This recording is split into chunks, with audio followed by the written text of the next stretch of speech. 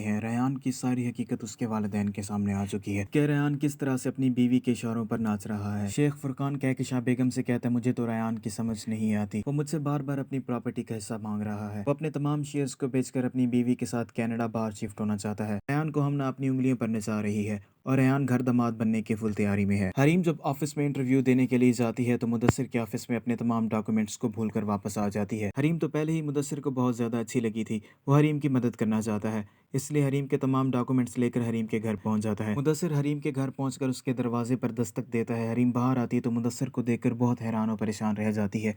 मुदस्सिर हरीम से कहता है कि मैं आपके ये कागजात लौटाने आया हूँ। जब आप ऑफिस आई थी तो अपने कागजात भूल के आ गई थी। मैं जानता हूँ आपके तमाम कागजात बहुत इंपॉर्टेंट थे और मैं आपको परेशान नहीं करना चाहता था, इसलिए मैं आपके कागजात लौटाने आ गया हूँ। कहकशां बेगम को अब इस बात की फिक्र खाई जा रही है। रेयान किसी भी तौर हमारी बात नहीं मानेगा, वो अपनी बीवी के इशारों पर नाच रहा है। कहकशां बेगम फायज के पास आती है और उसे कहती है, तुम्हें अब तुम्हारे बाप का बिजनेस संभालना होगा। फायज अपनी माँ से कहता है कि मैं डैड के बिजनेस में इंटरेस्टेड नहीं हूँ, मैं ये बिजनेस नहीं संभाल सकता। बिजनेस को संभालने के लिए रेयान और डैड हैं। कहकशां बेगम फायज से कहती है, रेयान अब काबिल एतबार नहीं रहा, वो अपनी बीवी के इशारों पर नाच रहा है, वो हमसे अपने शेयर्स मांग रहा है, वो अपने शेयर्स को बेचकर कनाडा शिफ्ट होना चाहता है। मुझे अब इस बात की फिक्र हो गई है, अब मैं रेयान पर भरोसा नहीं कर सकती और ना ही बिजनेस उसके हवाले कर सकते हैं, और मुझे उस बात की फिक्र हो रही है जो कुछ अभी उसके पास है।